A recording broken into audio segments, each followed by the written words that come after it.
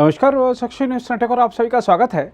महाराष्ट्र में उप मुख्यमंत्री बनने के बाद अजीत पवार जहां अपने लिए और अपनी पार्टी के अन्य मंत्रियों के लिए मलाईदार मंत्रालय हासिल करने के लिए मुख्यमंत्री एकनाथ शिंदे और उप मुख्यमंत्री देवेंद्र फडणवीस से बातचीत कर रहे हैं, वहीं वह अपनी पार्टी को एकजुट रखने के लिए भी पूरा प्रयास कर रहे हैं। इस क्रम में आज उन्होंने पार्टी के नए कार्यालय का उद्घाटन किया, पार्टी के नेताओं और कार्यकर्ताओं से मुलाकात की और कल पार्टी के सभी जनप्रतिनिधियों की एक बैठक बुलाई है। इसके अलावा अजीत पवार ने उप मुख्यमंत्री बनने के बाद आज पहली बार कैबिनेट बैठक में भी भाग लिया। उधर शरद पवार ने बागियों को चेतावनी देते हुए कहा है कि जो मेरे विचार के खिलाफ हैं उन्हें मेरी तस्वीर लगाने का हक नहीं है। शरद पवार ने कहा है कि ये मेरा अधिकार है कि मेरी तस्वीर का इस्तेमाल कहाँ करवाना है। उन्होंने एक बार फिर स्पष्ट किया है कि मेरी पार्टी की ओर से महाराष्ट्र इकाई के अध्यक्ष जयंत पाटिल हैं। हम आपको बता दें कि एक दिन पहले ही प्रफुल्ल पटेल ने जयंत पाटिल की जगह सुनील तटकरे को पार्टी का प्रदेश अध्यक्ष बनाने की घोषणा की थी। दूसरी ओर जहां तक वित्त, सिंचाई और ऊर्जा मंत्रालयों के लिए अजीत पवार की ओर से की जा रही मांग की बात है, तो इसका विरोध एकनाथ शिंदे के खेमे की ओर से किया जा रहा है। बताया जा रहा है कि शिंदे खेमे का तर्क है कि उद्धव सरकार के दौरान अजीत पवार विधायकों के लिए क्षेत्र का फंड जारी करने में भेदभाव करते थे। बहरहाल जहां तक कैबिनेट बैठक की बात है, तो बताया जा रहा है कि इस दौरान राज्य मंत्रिमंडल ने पिछले एक साल में एकनाथ शिंदे के नेतृत्व वाली सरकार द्वारा लिए गए महत्वपूर्ण फैसलों का उल्लेख करते हुए एक पुस्तिका भी जारी की। मुख्यमंत्री शिंदे, उप मुख्यमंत्री देवेंद्र फडणवीस और अजीत पवार ने पिछले एक साल में किए कामों का उल्लेख करते हुए पुस्तिका का विमोचन किया। मंत्रिमंडल की बैठक के बाद मंत्रियों ने बताया कि यह बहुत ही सौहार्दपूर्ण रही। बहुत अच्छी मीटिंग हुई कैबिनेट की। जो एजेंडा में विषय थे वो सब पे चर्चा करके डिसीजन हो गए हैं। जो नए मंत्री जी शामिल हुए हैं उन सबका स्वागत हम लोग ने किया और हंसते खेलते अच्छे माहौल में कैबिनेट की मीटिंग हो गई। वो राइट सीएम साहब का और डीसीएम साहब का है, वो दोनों इसके ऊपर डिसीजन लेंगे। तीनों पार्टी की सरकार एक साथ आई है, कहां तक चलेगी? ये तो सरकार अपना कार्यकाल पूरा करेगी। 2024 के इलेक्शन में भी यही सरकार आएगी। अभी डबल इंजन सरकार थी, अभी तीसरा इंजन आ गया है। ये सुपर फास्ट बुलेट ट्रेन की तरह ये सरकार चलेगी। शरद पवार भी लीगली एक्शन की मोड में है, पूरे इलेक्शन कमीशन वो अभी आप देखिए, जिसको भी कोई एक्शन लेना है वो इसमें हम कुछ किसी का हाथ नहीं पकड़ सकते।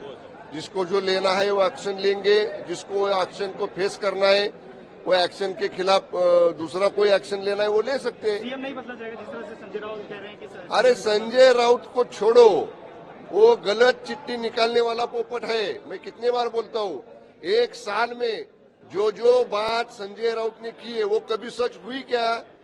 अभी चैनल वालों को मेरी विनती है, आप ही देखो, आपके चैनल के ऊपर संजय राउत ने कहा था 1 महीने में शिंदे सरकार जाएगी, गई क्या? ये अधिवेशन में जाएगी, गई क्या? कुछ नहीं हुआ। संजय राउत जो बोलता है उसके बराबर उल्टा सब होता है। अभी माननीय अजीत दादा ने कहा है एनसीपी पार्टी के साथ, एनसीपी के चुनाव चिन्ह के साथ हम लोग सरकार में शामिल हुए हैं। तो अभी एनसीपी अजीत दादा के साथ नहीं है। वहीं शिंदे के नेतृत्व वाली शिवसेना के प्रवक्ता और राज्य सरकार में मंत्री दीपक केसरकर ने कहा है कि जल्द ही मंत्रिमंडल का विस्तार होगा और उसमें शिवसेना के विधायकों को भी जगह दी जाएगी। देखिए, हमारे लोग बिल्कुल नाराज नहीं है। जब एकनाथ शिंदे जी को मुख्यमंत्री बनाया गया तो हमने खुला स्टेटमेंट दिया था कि अगर हमारा एक भी मंत्री नहीं आएगा तो भी चलेगा, हमारे नेता मुख्यमंत्री बन गए, वो हमें न्याय देंगे। और सचमुच में ना कि सिर्फ हमें, वो पूरी महाराष्ट्र की जनता को न्याय दे रहे हैं और इसके बारे में हमें बहुत खुशी है। कैबिनेट विस्तार को लेके कुछ लोगों को जो मंत्री पद मिलना था वो नहीं मिल पाएगा, क्या कहना चाहते हैं आपके लोग? क्यों नहीं मिलेगा? उनको जरूर मिलेगा। अभी तो एक्सपेंशन होना है। ये तो एक्सपेंशन रुका हुआ था क्योंकि एनसीपी के लोग अंदर आना चाहते थे, तो उनके लिए शायद रुका होगा।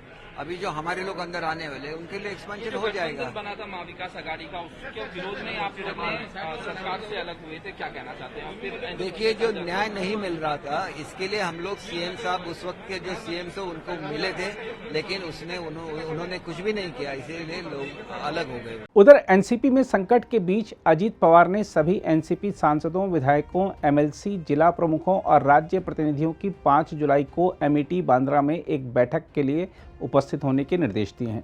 वहीं शरद पवार ने भी पार्टी के जनप्रतिनिधियों और पदाधिकारियों को 5 जुलाई को वाईबी चौहान सभागार में बुलाया है।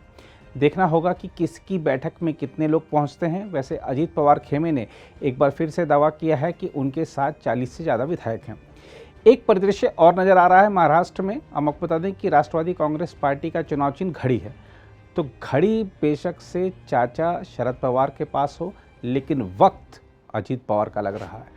इस बीच महाराष्ट्र विधानसभा के अध्यक्ष राहुल नार्वेकर ने इस पूरे विवाद पर कहा है कि अयोग्यता के मामले में यदि कोई याचिका दायर कर रहा है तो वह उसका संवैधानिक अधिकार है, इस पर कोई रोक नहीं लगा सकता।